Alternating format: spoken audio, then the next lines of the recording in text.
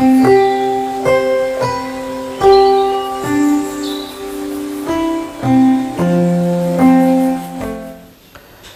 मेरा नाम डॉक्टर नीतीश गर्ग है और मैं दिव्य ज्योति फैमिली केयर क्लिनिक साई मंदिर रोड पर स्थित हूँ।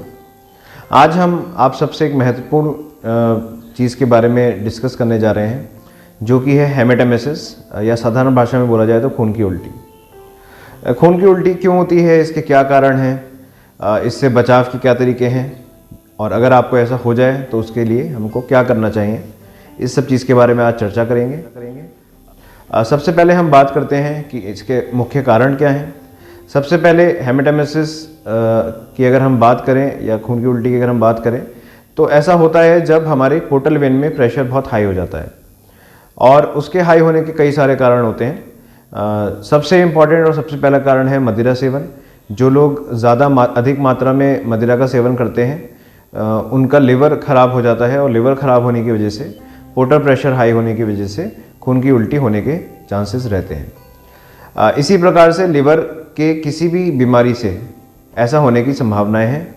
अगर लिवर मान लीजिए आपका काला पीलिया है, हेपेटाइटिस बी है, हेपेटाइटिस सी है, या फिर आपको फैटी लिवर डिजीज़ है। फैटी लिवर डिजीज़ जब ज़्यादा बड़ी हो जाती है तो फिर वो लिवर सिरोसिस को भी दावत दे सकती है और जब लिवर सिरोसिस हो जाता है तब ऐसा होने के चांसेस रहते हैं। इसके अलावा और क्या कारण हो सकते हैं, जैसे कि कभी अनजाने में या जाने में हमने एसिड ले लिया या कोई ऐसी चीज़ ले ली जो कि हमारी खाने की नली को जला दे, उससे खून की उल्टी होने के चांसेस रहते हैं। और उसके अलावा कुछ एक पॉइजन्स ऐसे होते हैं जिसकी वजह से खून की उल्टी हो सकती है। काफ़ी बार ऐसा भी होता है कि डेंगू बुखार है और डेंगू बुखार में कोगुलोपैथी हो गई है, उसकी वजह से खून की उल्टी होने के चांसेस रहते हैं। या फिर कुछ एक सांप हैं जिनके काटने की वजह से खून की उल्टी होने की संभावनाएं रहती हैं। तो मान लीजिए अगर आपको खून की उल्टी होती है तो तुरंत आपको क्या करना चाहिए। सबसे पहले तो इसको बिल्कुल भी नज़रअंदाज नहीं करना चाहिए और जल्दी से जल्दी अपने नज़दीकी डॉक्टर से संपर्क करना चाहिए, क्योंकि डॉक्टर ही आपको आपकी जो चेकअप करके ये बता पाएंगे कि आपको खून की उल्टी किस वजह से हुई है। और क्योंकि खून की उल्टी जब होती है तो फिर उसमें खून की मात्रा ज़्यादा भी जा सकती है और ऐसा भी हो सकता है कि एक बार आपको उल्टी हुई हो और थोड़ी देर के लिए आपको आराम रहे, लेकिन दोबारा से खून की उल्टी हो जाए। हो सकता है कि अंदर ब्लीडिंग कंटिन्यूस चल रही हो और जब वो पूरी इकट्ठी हो जाती है तब फिर वो बाहर निकलती है। तो अगर इस तरह से होता है या होने के चांसेस होते हैं तो आपके डॉक्टर्स आपकी जाँच करके आपको बता पाएंगे कि कहीं ऐसी होने की संभावनाएं तो नहीं है। क्योंकि अगर खून एक बार ज़्यादा बह जाता है तो फिर उसको दोबारा से वापस करने के लिए हमें खून की आवश्यकता होती है और वो समय पे ना मिलने के कारण मरीज़ की जान भी जा सकती है। तो इसी वजह से अगर कभी भी खून की उल्टी होती है तो जल्दी से जल्दी डॉक्टर के लिए संपर्क करें। खून की उल्टी के कारण पता करने के लिए कुछ एक जाँचें होती हैं, जैसे कि हमने पहले डिस्कस करा कि लिवर की खराबी की वजह से तो लिवर से संबंधित कुछ जाँचें होती हैं। उसके अलावा हमारी जो नॉर्मल ब्लीडिंग पैरामीटर्स होते हैं, जैसे platelet count, prothrombin time, activated plasma prothrombin time, clotting time, ये सब चीज़ें हम देखते हैं जिससे कि हमें पता चलता है कि कहीं कोई ब्लड रिलेटेड प्रॉब्लम तो नहीं हो रही है। और इसके अलावा जैसे प्रॉपर हिस्ट्री लेना, जैसे कि क्या इससे पहले क्या हुआ था खून की उल्टी होने से पहले मरीज को, जिससे कि हमें पता लगा सकें कि खून की उल्टी होने की वजह क्या है। क्योंकि हमने जैसे डिस्कस करा है कुछ पॉइजन्स हो सकते हैं या फिर एसिड की वजह से हो सकता है, सांप काटने की वजह से हो सकता है। तो ये सब चीज़ें जब हम मरीज़ से बात करते हैं या मरीज़ के साथ वालों से बात करते हैं तब हमें पता चलता है कि ऐसा क्यों हुआ है और फिर उसी हिसाब से उस मरीज़ का इलाज होता है।